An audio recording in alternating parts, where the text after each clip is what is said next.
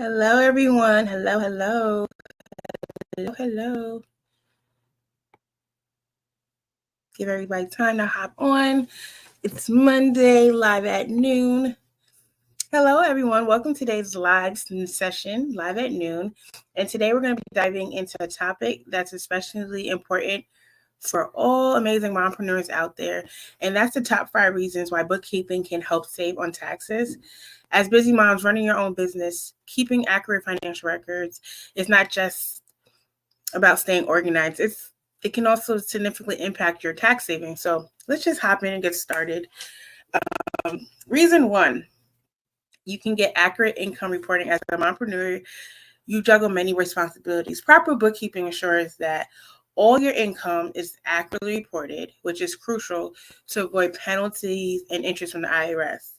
By keeping detailed records, you can ensure that all income is accounted for, including the risk of errors and potential audits.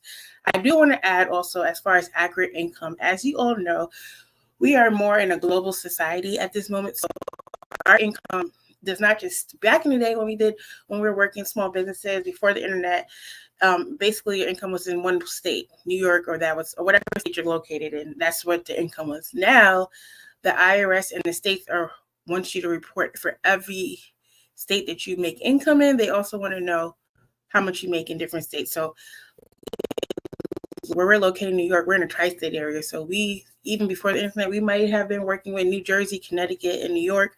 And then they want to know how much money you made in each of those states. So that's how bookkeeping can help you with that, because you can track by location and things like that. So that's a good thing about income. The next reason will be reason 2, maximizing deductions. Bookkeeping helps keep track of all deductible expenses throughout the year. This includes business expenses, home office deductions, and other costs related to running your business.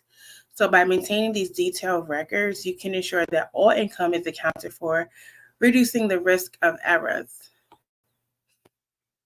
Okay, just checking to see if anybody had any questions. Hi, everyone. Hi, Tasha.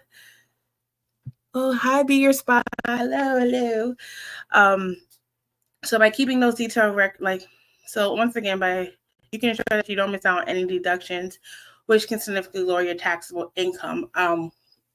Like I said, my clients that are doing bookkeeping versus my clients that aren't doing bookkeeping, my clients that don't do the bookkeeping, I notice that they do lose out on a lot of deductions because they forget about the small stuff. Like the main folks forget about is I can tell you, if I have any of my clients that do their book without using a bookkeeping quick feature, they forget to include bank fees.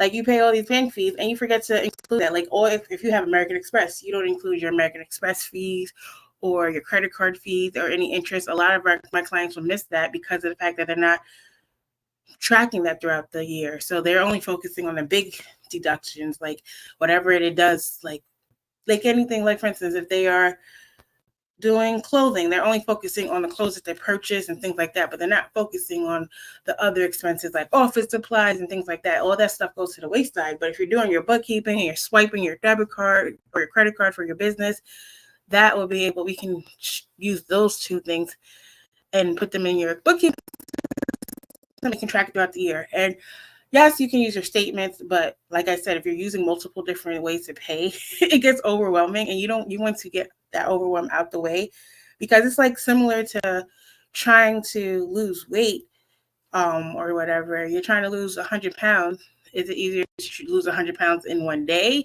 or whatever? Or is it easier to take it little by little and work out and do what you have to do throughout the year and do the maintenance to lose that weight? So that's why bookkeeping, it's better to do it throughout the year than to wait until tax season filing season. You want to make sure you're doing it throughout the year because you're going to forget. And as moms, there's so many things on our plate that we forget about. Reason number 3, supporting tax credits. Certain tax credits require detailed documentation to qualify. So, for example, if you're eligible for child and dependent care credit, you'll need to provide evidence of expenses. So good bookkeeping practices ensure that you have all necessary documentation to support your claims for tax credits. And another example would be even for your auto. Like if you are if you have a car and a vehicle, you have to track those mileage, and you have to also track, you want to also track your fuel and repairs and all the different things you towards that car. You want to track those things. One, when you track the mileage, you want to be able to see, do I use 60% for business, 40% personal? You want to be able to know the difference. So that's why tracking that stuff can help. Why is that bookkeeping? Because the bookkeeping side will be you're focusing on the expenses. So you can do a compare and comparison at the end of the year to really figure out which one is better. Was it the miles? Was it better to use the miles, or is it better to use the actual expenses? So that's another good reason to use bookkeeping. Number 4, avoiding penalties. The IRS requires you to keep records that support the items reported on your tax returns. So if you can't produce the documents during an audit, you may have to pay additional taxes and be subject to penalties. Proper bookkeeping helps you avoid the costly penalties by ensuring that all your records are in order. A lot of people didn't know that. So, reason 5, efficient tax preparation. When it comes time to prepare your tax return, having all the organized financial records can make this process more efficient. You won't have to scramble to find receipts or other documents, or even just dread the fact that you have to do taxes, which can save you time and reduce stress. Additionally, it can help your tax preparer identify potential tax saving opportunities that you might have missed. So, when you do it, there's a thing called bookkeep is like your regular books, like cash books, and there's a thing called tax book. So when we get your actual books, we're able to take a look at it, and then we can also transform into a tax booking, bookkeeping, like a tax books. We have tax books and we have your actual books. So then we can add more savings on top of that after we have that bone of like what your actual bookkeeping was, like what your books were throughout the year. There's other things we can probably add to that. For instance, home office would be one thing you can add. If you purchase a car, we can do bonus depreciation on certain things. We can do Section 179. So there's so many different things we can do that would like amplify your taxes even better. That's why it's good to really have that already taken care of, because by the time you bring it to us, we get to take it and like make it better, supersize it as we will. So, hey Tasha. So to emphasize the importance of keeping good records, let's refer to the IRS guidelines. So according to the IRS publication of record keeping, you need to keep records that show the basis of your property, prepare your tax return, and support items to reported on tax returns. The IRS may question the item on your return, and your records will help you explain any items that arrive at the correct tax time. So they most likely don't, but a lot of, like I said, I'm in New York. New York State is quick to question something on your tax return and wants you to respond within a reasonable amount of time and then provide proof. So that's the number one reason why you want to make sure your books are in order, and not ignore it. Do not ignore the letters. Like, don't ignore those letters that do come in.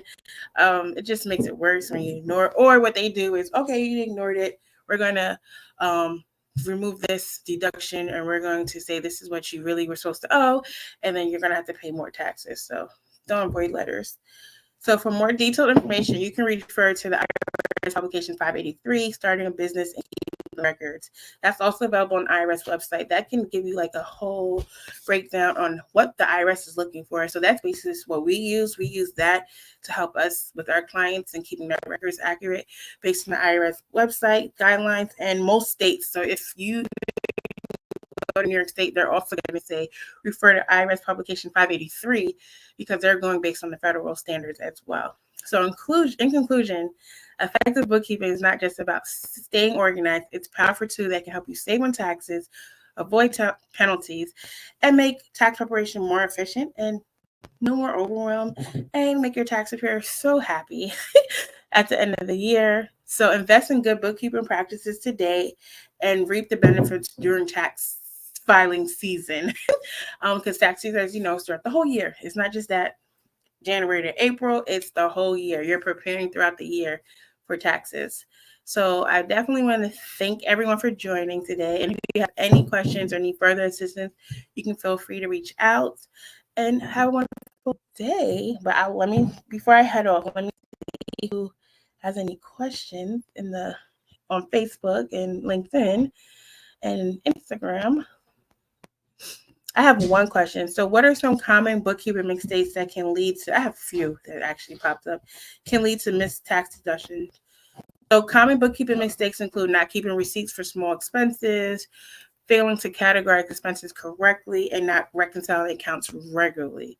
So these mistakes can lead to missed deductions. So it's crucial to stay organized and review record frequently. And reconciling accounts also is great because there's plenty of times when, if you're using an accounting system, when you thought, okay, my system is entering everything properly, I just go and categorize. There's times when things happen. Technology would disconnect. A lot of our banks are always updating security, so they would just stop working for a while, and then you go in and then you fix it. But you thought when you did fix it, it automatically brought whatever was missing. They don't. So you want to reconcile and make sure you captured all the transactions that needed to be captured in your bookkeeping. A next question is, how can I ensure I'm capturing all deductible expenses throughout the year? So to capture all deductible expenses, maintain a habit of recording transactions immediately. So using bookkeeping software to automate and categorize expenses, and regularly review your financial statements to identify any missed deductions, like I said. And additionally, keep a checklist of common deductible expenses handy. So for everyone's industry, we kind of do have different expenses. Like for instance, I'm an accountant. I'm not going to have my Home Depot. If I have Home Depot, like that's not like materials and supplies from Home Depot or Lowe's. It's not going to be one that's something that's handy for me. That's more on the contractor side. I might go to Home Depot one or two times to probably do something or fix something, but you're going to see higher usage of Home Depot than expenses in contractor. On the bookkeeping side, on like in our services, like office ones like social workers, bookkeepers, you're probably going to see more expenses on continuing education or um, software, repurchasing all these different things for the office, so things like that. But it all depends on the industry. So make sure when you're looking for a handy deductible expenses, you're looking for one that's industry specific. And if it can't get that specific, just try to use the normal, whatever the chart of accounts, not chart of accounts, but whatever you're using to file your taxes. If you're using like a Schedule C, or if you're going to be doing a corporation like the 1120S's or the partnership, just try to look at, see what's on the tax return, what they're already asking you for, and see if you can, you know, match those things up throughout the year. Like, okay, well, I did purchase advertising, or I did have business license fees, and I did pay some taxes outside of just regular income tax. So you want to make sure you're doing all of that throughout the year. Um, Next question: a can hiring a professional bookkeeper really make a difference in my tax saving? Not being biased here, but absolutely, a professional bookkeeper brings expertise and experience that can help you identify more deductions, ensure that you're compliant with tax laws, and provide strategic advice for tax planning. They can save you time and reduce stress associated with managing your finances and potentially leading to significant tax savings. Also, if you also hire a bookkeeper, I love the fact that when you hire a bookkeeper, they're not just work like for you, you're just working on your books, right? But when you're hiring a bookkeeper, they're working on many different people, many different clients. So when they're working with many different clients, that can help because they I learn as I go too. So I'm continuously learning. So they might pick up something from another client, but by doing their client's books, that can also they can bring back to you and help you as well. So that's why it's good to hire like a bookkeeper. And we're like I said, we are always continually doing education. I know in our community, like my tax accounting, bookkeeping community, we are very tight. So we are always sharing information throughout the year. So if we learn something and or we don't understand something or whatever, we know the sources to go to. Like for me personally, TikTok is great. I don't go to TikTok. I will go straight to the source, which will be my other industry specific. But I do love TikTok for all my other stuff. But like for instance, I would still, if I went to TikTok, I would still go make sure I reach out to a professional. Like for instance, if I'm interested in like I don't know, into spas, I would go to Be Your Spa and ask them if this is the right way to me to do certain things. Just because I learned it on TikTok, doesn't mean that that's the go-to or whatever. And even if you do learn something on TikTok, guys, a lot of my clients bring it back to me. I'm like, okay, let's go take a look at it. Let's prove it with the IRS publication to see if it works for you, because it might not work for you. Like, there's a lot of things. For instance, if you are the Augusta rule, that's a big one. But if you don't own a home, the Augusta rule doesn't really work for you. All right. So like there's things like that. Or if you are a mompreneur, but all your children are over a certain age, 18, that maybe that use paying your children might not work for you all the way. So there's certain things that are out there that's correct, but you have to make sure it fits you. But I'm signing out. I have the little ones coming in today. This is the last week of school. So we have half a day. So my little one is coming back, Cassie. So I'm going to prepare for her to get here because I'm going to have to make sure there's snacks and food ready because that's what it's going to be for the rest of the summer. Eat, eat, eat. Play, play, play. Board, board, board. That's all they're going to say. But I'm signing out. Thank you, everyone, for joining. I'll be here next week. Don't know what the topic is, but if you have a topic, let me know. Send us a DM and I'll answer it live on Facebook and Instagram and LinkedIn and YouTube. But it's been great, guys. It's been so wonderful to have everyone here. And like I said, if you have any questions, you can email us at hello@acs.com. You can schedule a discovery call with me. They're usually 30 minutes. You send us all your questions. I try to answer it. They're usually 30 minutes. Like I said, it's scheduled for 30 minutes, but I will continue to go on until you understand whatever I'm trying to explain to you. So that's how that goes. If you do hop on and get a schedule and my schedule does not fit your schedule, please let us know and we'll make sure to accommodate your schedule as well. But yeah, so we're usually taking meetings Tuesday, Wednesdays, and Thursday. Monday and Fridays, the office is usually working, not taking any taking any outside client calls or sales. But if you do have a question or want to speak to us on those days, we are very flexible. So I can definitely help you with that. But have a good one, everyone. Bye-bye.